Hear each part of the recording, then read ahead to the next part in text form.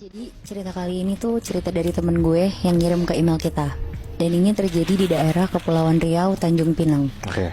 Ada dua perempuan yang temenan deket. Namanya kita sebut aja Nisa sama Dina. Tapi ini namanya gue samarin ya, karena dia minta disamarin. Jadi ada dua perempuan yang temenan dekat. Namanya Nisa sama Dina. Nisa sekeluarga tuh turun-temurun, keluarganya dukun semua. Wow. Dan dia punya buyut yang lumayan terkenal kayak dukun hebat di pulau itulah. Oh, berarti dia emang orang sini nih, orang Riau. Benar, Moy. Sorry, ini di Kepulauan Riau atau di Riau? Di Kepulauan Riau. Oh, oke. Iya, iya. Tapi kakek buyutnya ini tuh meninggal. Dan meninggalnya tuh kayak agak susah gitu, karena terlalu banyak dalam tanda kutip pegangannya dia. Tapi akhirnya buyutnya ini tuh meninggal dibantu sama salah satu kiai di sana. Dan akhirnya meninggal dalam keadaan berasap. Dan yang lebih parah lagi, mukanya tuh sampai gosong. Wah, anjrit. Nah, karena satu keluarga Nisa tuh turunan dukun semua, jadi kakeknya Nisa atau bapak dari ibunya tuh juga punya pegangan. Tapi pegangannya tuh beda sama mamanya Nisa. Kalau kakeknya tuh selalu minta uang, sedangkan kalau mamanya Nisa, dia cuma minta sesajen tiap malam Jumat. Ini pegangannya minta uang. Betul. Oh, bukan kakinya ya? Bukan, Bi. Oke. Nah, bentuk sesajennya tuh kopi pahit, bunga melati, mawar merah, mawar putih, kembang kantil yang berjumlah ganjil, sama satu sisir pisang susu. Oke. Nah, pas Nisa ceritain itu ke Dina tuh kaget. Dan karena dia penasaran, jadi dia minta diceritain terus lah tentang keluarganya Nisa yang emang beda dari keluarga lainnya. Oh, si temen lo ini yang Nisa atau yang Dina? Temen gue ini yang Dina. Oh, berarti dia dapat cerita dari temennya ya? Betul. Oke. Saking dekatnya mereka berdua, setiap Kamis pagi biasanya tuh Dina pergi sama Nisa ke tempat kakeknya Nisa. Dan di sana rutinitasnya si Nisa ini tuh selalu disuruh mandi sama kakeknya. Tapi bukan mandi biasa, Moebi. Dia dikasih minyak sama gaharu yang biasanya dipakai untuk sembahyang orang Cina. Gaharu tuh apa ya? Kayak dupa gitu, Bi, yang dibakar gitu. Oh, jadi dia mandi sambil ngebakar dupa.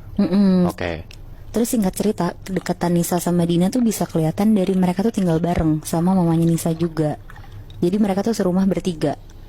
Kayak udah dianggap keluarga sendiri lah si Dina ini. Sampai-sampai percintaan mamanya Nisa tuh semua juga diceritain ke Dina.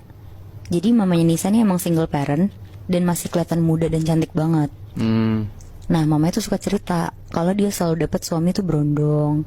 Tapi emang bener, Moebi, dia sempat nikah sama 4 laki-laki yang semuanya tuh berondong. Set. Terus gak cuma itu, jadi mamanya juga bilang kalau siapapun laki-lakinya, kalau udah tidur bareng sama mamanya tuh gak akan bisa lepas. Jadi kayak ngelihat mamanya Nisa tuh kayak ngelihat bulan purnama gitu. Wow. Ini mamanya ngomong sendiri kayak gitu. Iya, ke si Dina. Keren. Jadi karena si Dina juga keseringan denger cerita kayak gitu, dia tuh jadi penasaran dan mulai tertarik. Dan pas banget Dina tuh lagi deket sama cowok. Dina tuh yang niatnya cuma cerita sama mamanya Nisa kalau lagi deket, sampai tiba-tiba dikasih bacaan, dikasih ritual mandi, sampai ada lumayan banyak syarat untuk si Dina ini buat dia lakuin. Nah, sekitar berapa minggu Dina ngikutin semua yang dikasih mamanya Nisa, mamanya tuh bilang kalau ini tuh berhasil. Dan bener aja, cowok yang lagi deket sama Dina tuh mau ngasih apa aja yang Dina minta. Bahkan sampai setiap hari tuh ngajak si Dina ketemu. Tapi kecuali hari Sabtu sama Minggu, Moy, Bi. Soalnya ternyata cowok ini tuh udah punya anak sama istri. Buset. Wow. Cuma ya tetap diusahain nih sama si cowok ini. Dia suka ngumpet-ngumpet di belakang istrinya buat ketemu si Dina. Nah, singkat cerita, ternyata si cowok yang lagi dekat sama Dina tuh ternyata punya mantan pacar yang baru putus sebelum dia dekat sama Dina. Dan mantan pacarnya ini tuh datengin Dina akhirnya. Berarti ke rumahnya si Nisa kan? Iya. Pas banget yang bukain pintu itu tuh mamanya Nisa. Jadi ternyata selama ini tuh mamanya Nisa cuma manfaatin Dina.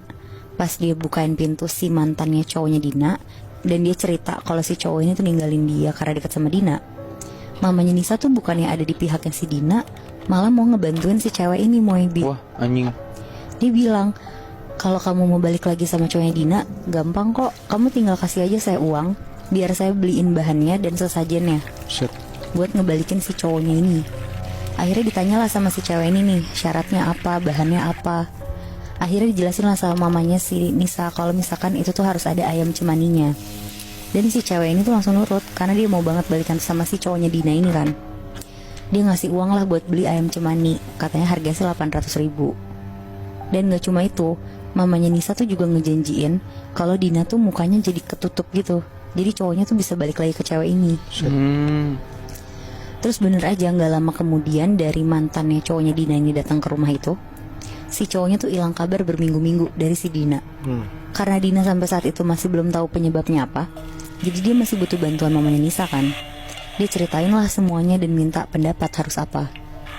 Ngedenger itu mamanya Nisa tuh langsung nyuruh Dina buat pergi nyuci foto cowoknya. Dan mamanya Nisa tuh juga pakai ajian puter giling. Ajian putri giling. Puter giling. Puter giling. Jadi ajian puter giling itu bisa bikin mantannya tuh balik kalau ilmunya tuh udah tinggi banget. Kayaknya sih kayak semacam pelet gitu ya, kalau biasanya kita sebut. Ini ibunya Nisa gila juga ya, berarti. Double agent banget berarti ya? Iya bener. Terus. Tapi tuh ternyata itu juga ampuh. Gak lama si cowok ini tuh nelfon Dina dan ngajak ketemu. Akhirnya Dina ngerasa puas lah di situ. Tapi karena dia juga udah sakit hati karena ditinggalin, mereka nggak lanjut juga hubungannya. Jadi si Dina mikir mending dia nyari cowok lain aja. Dan pas banget dia tuh diajak temennya ke Batam. Jadi sekalian dia kayak ngelepas sedihnya itu loh. Dia nginep lah akhirnya di apartemen pacarnya temennya ini. Mereka nginep di sana rame-rame. Jadi ada temennya yang pacaran sama ada 2 tambahan cowok lainnya. Pas malam-malam temennya Dina sama cowoknya tuh mau pergi keluar sama temennya yang satu lagi. Iya. Oke. Jadi di apartemen itu sisa Dina sama cowok yang satu lagi kan. Oke. Nah pas banget cowoknya ini tuh bisa ngelihat hal-hal gaib gitu Moebi. Pas lagi ngobrol-ngobrol dia tuh bilang ke Dina kalau dia tuh diikutin sama 2 sosok.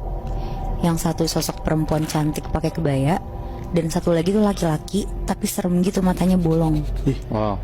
Tapi ditambahin lagi nih sama temennya, katanya kalau yang perempuan tuh emang sosok penjaga si Dina dari kecil. Cuma kalau yang laki-laki serem ini, itu tuh sosok yang nempel ke Dina dari mamanya Nisa. Di situ temennya tuh tapi baik banget. Dia tuh ngasih tahu kalau misalkan si Dina tuh nggak usah lah ikut kayak gitu-gituan, main-mainan kayak mamanya Nisa. Soalnya bisa bahaya.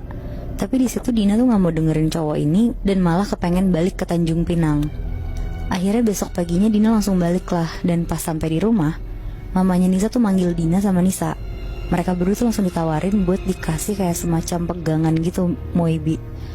Tapi syaratnya mereka tuh harus ambil air di 3 sumur buat mereka mandi.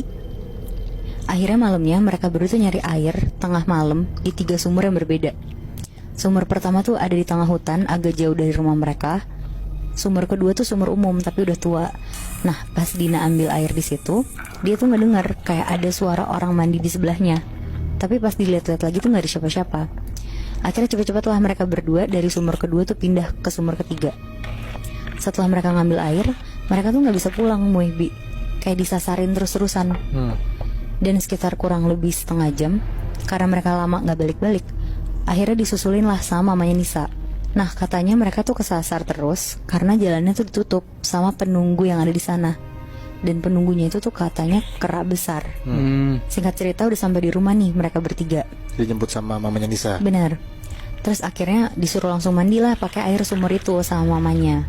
Dicampur air limau, kembang kantil, bunga mawar putih dan merah. Tapi nggak boleh ngelap muka mereka tuh pakai handuk. Setelah nyelesain ritual itu, malam itu yang kebetulan tepat jam 12 malam, hari Jumat di bulan purnama, mereka disuruh berendam di atas rumah mereka. Nah karena mamanya Nisa ngerasa ritual ini tuh gak berhasil, tiba-tiba tuh ada pocong yang datang ke mereka bertiga terus. Anjing. Pocongnya tuh terus pindah-pindah, terbang ke atas pohon, pokoknya gak netep di satu tempat. Tapi terbang-terbangnya tuh kayak kelilingin mereka gitu. Akhirnya dibacain mantra lah nih sama mamanya Nisa. Pas lagi dibacain mantra, tiba-tiba mereka tuh dengar suara kenceng banget, kayak suara orang dari yang gak jelas sampai jelas banget. Suara itu bilang, lapar, lapar, lapar. Aduh anjing, merinding lagi gue. Akhirnya mereka tuh ninggalin tempat itu tuh bertiga, masuk ke dalam rumah dan langsung ngehubungin kakeknya Nisa. Yang tadi gue juga sebutin kalau kakeknya ini punya pegangan juga. Singkat cerita kakek datanglah ke rumah Nisa. Dia kayak ngebersihin Nisa, Dina sama mamanya juga. Dan pas mamanya Nisa lagi kayak dilepas gitu sama kakeknya, tapi dari bagian mukanya itu tuh berubah langsung mukanya Moebi, jadi tua banget. Hah? Muka mamanya Nisa? Bener. Wow. Jadi selama ini mungkin mamanya Nisa tuh manfaatin Nisa, Dina sama si cewek yang datang itu untuk kepentingan dia sendiri juga Moe, biar awet muda. Anjing. Wow. Yang gue kaget juga, mamanya Nisa tuh bener-bener banyak banget sesajennya, banyak banget kayak ritual-ritual gitu lebih. Ya berarti kasarannya kayak mungkin mamanya Nisa emang dukun terkenal juga di sana kali ya. Bisa jadi sih karena emang ya udah dari buyutnya juga kan. Iya, dan mereka tuh keluarganya emang terkenal di sana tuh turun-temurun dukun hebat juga. Tapi yang gue kasihan si Dina sih, kayak dia masuk ke keluarga yang kayak gitu tapi dia malah terperangkap dan malah nyaman sama dunia gaib kayak gitu loh. Iya, jadi ke bawah gitu ya. Hah. Dan Nisa pun juga kayak gitu, ikutan sama nyokapnya. Dari cerita yang gue dapet, Nisa nggak ikut-ikutan sih, Bi. Tapi kalau misalkan disuruh mandi, disuruh apa ya dia ngikutin aja.